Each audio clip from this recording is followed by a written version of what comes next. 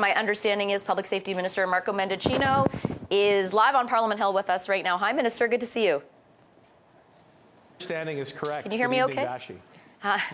Good evening. Thank you very much for making the time. Okay, good. I think we're on a bit of a delay, so my apologies. I'll just start things off, Minister, and ask you if this is the type of announcement your government should have made 2.5 weeks ago when these allegations first came out, instead of dismissing those allegations and those concerns through the Globe and Mail's reporting as stoking doubt and being partisan and stoking doubt about the integrity of our electoral system. Is this the reaction you should have had in the first place? Well, I think we've always expressed that we are gravely concerned with the potential threat of foreign interference against our democratic institutions, most especially our elections, and that is precisely why we made the announcement that we made today, which falls into two categories. First, as you heard the Prime Minister say, the impending appointment of a special rapporteur, someone who will be qualified and expert in the area of national security, to help us choose the next and most practical steps forward to be transparent and upfront with Canadians about these allegations. But two other really important announcements out of the remarks just made, and that is one, that we will be moving forward with the consultation on the creation of a foreign agent registry, as well as the creation of a coordinator that will, within Public Safety Canada, help us to tackle foreign interference. This builds on the very strong track record that the government has in taking concrete action against this phenomenon, as well as being upfront with Canadians in how we do that. And I do appreciate you laying out those details, but I'm going to circle back to my original question. I have questions about how this will work, certainly. But my original question is, I think, an important one to Canadians, because a few weeks ago, the Prime Minister was not saying what you and he are saying tonight, was not saying that despite everything we've done, Canadians are still really concerned about what they're reading, about these allegations. Even the Foreign Agents Registry, Minister, with respect, a few days ago, I asked you at length about when that consultation would start and how long it would take, and you could provide me with no answers. All of a sudden, now you are going to start those consultations. The Prime Minister does acknowledge that what you've done so far is not enough to allay Canadians' concerns. Do you regret not approaching this issue in this way earlier? Well, I take the point that Canadians are indeed very concerned about these allegations, which is why we've moved forward with the special rapporteur. But I also think it's important to expand that this is part of the ongoing work that this government has been doing through the creation of threat reduction measure powers for CSIS, through the creation of the National Security Intelligence Committee of Parliamentarians, through the creation of the National Security Intelligence Review Agency. So these announcements today, yes, they're important, and yes, we will be moving forward with them, but they build on top of a number of authorities, bodies, and agencies which are there to assure Canadians that they can have confidence in their institutions, including their elections. And I respect that, and I really do feel like it would be unfair of me to present to Canadians that your government hasn't done a lot of stuff. And so I've gone to great lengths to make sure that I'm accurate in that portrayal. But the Prime Minister and yourself spent weeks dismissing the possibility of a public inquiry, and now you're open to the recommendation by a special rapporteur of one. What changed? Well, certainly this is a government that has a track record of being transparent. We've just come out of a public commission inquiry with Judge Rouleau, but I think through the creation of a special rapporteur, someone again who will be eminently qualified, who will be expert in the areas of national security, who will understand the importances of protecting the techniques, the technology, as well as the individuals who work in the space, while at the same time raising the bar on transparency. So it is not an uncomplicated area, and we wanted to make sure that we got it right. In addition to that, you have the other two important announcements which will be coming later on this week. I guess my point to you, Vassy, is that we are vigilant in this space, that we are very sober about the importance of constantly looking at ways to introduce new tools, but to do so in a way that is upfront with Canadians. A lot of that is important information, but it doesn't address why you refuse to entertain the possibility of a public inquiry, and now all of a sudden you're open to it, Minister.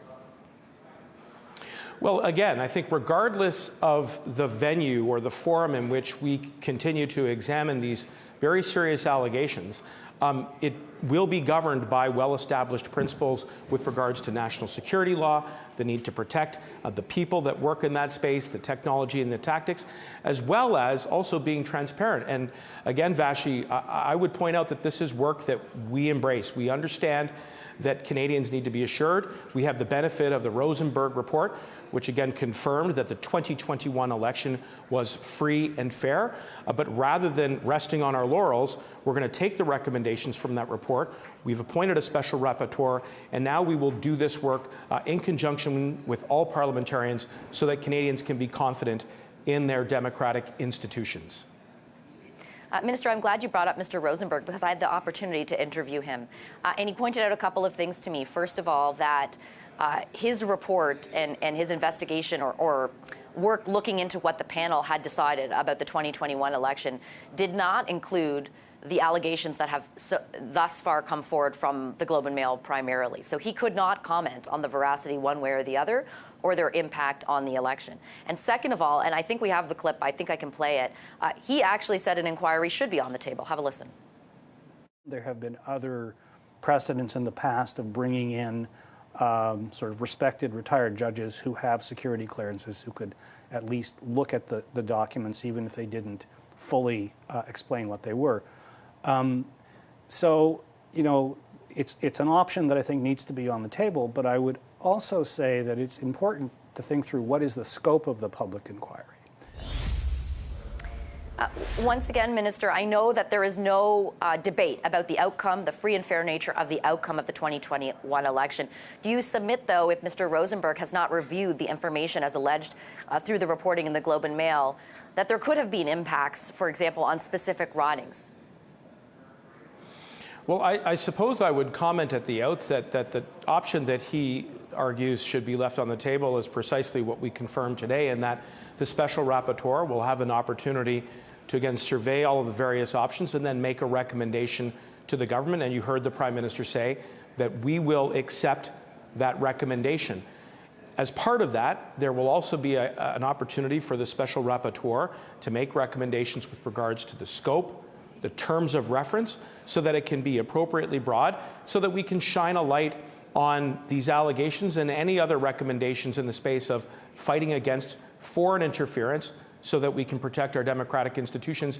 Vassy, this transcends partisanship. It is unfortunate that the Conservatives have at times attempted to undermine Mr. Rosenberg's reputation, even though he has served both Liberal and Conservative governments, and we will take his advice and the advice of the special rapporteur very seriously, put great weight on it, and do this work together.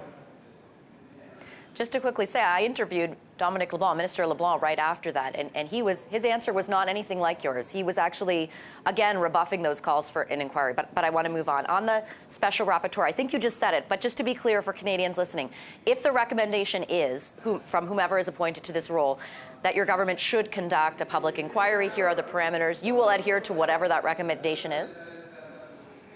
Indeed, you heard correctly, and you heard the Prime Minister say that we will abide by the recommendation that is put forward by the independent special rapporteur, someone who will have the expertise, the qualifications, the knowledge of how to navigate the various bodies and agencies that exist, bodies and agencies that our government has created to raise the bar on transparency so that we can shine a light on this work. And I think today's announcement is very much in keeping with those values. We understand that Canadians are concerned, but we want to reassure them that this government is being very proactive in fighting against foreign interference to protect our democratic institutions, most especially our elections. I know you're, in this final question, Minister, I know you're characterizing it as proactive, but again, for example, another point Mr. Rosenberg made was in the interim, while we wait for an inquiry, whatever investigation is conducted, there are things your government can do. And I know under your purview is the possibility of a foreign agents registry. You said back in the beginning of December that you were entertaining consultations. A few days ago, again, I asked you when would those start, how long they would be. You couldn't provide an answer. If you were so proactive, might those consultations already be underway? And what can you tell Canadians listening tonight about how long they will take before you make a decision? Vassy, it's a very fair question, and obviously I respect the work that you and other of your colleagues do in pressing the government for timelines. But what I would say in response is that we take the introduction of new measures and authorities in the national security community very seriously. There needs to be a thoughtful discussion about not only the legal thresholds that will allow us to implicate them, as well as the mechanisms that will be transparent so that we can have accountability, but we also have to be I think, very considered in the way that we have this conversation with communities right across the country. And the Prime Minister alluded to that today. So we're very anxious to get going on this work. I assure you that much of the groundwork and foundation has been put in place already. I think that's an encouraging thing. And now we'll continue the hard work, roll up our sleeves, and continue to do what we need to fight against foreign interference and protect our democratic institutions. And I'm looking forward to that conversation. You just said something that made me go back on my word. I'm sorry. Final question for real this time, just really quick. How quickly do you, I know the Prime Minister said shortly, but do you think within this week we'll have a name for that special rapporteur?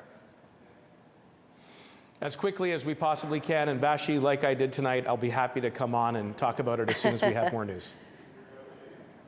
Okay, Minister, I appreciate it. I look forward to that. Thank you for sharing some of your time this evening with us. Thank you, Vassy.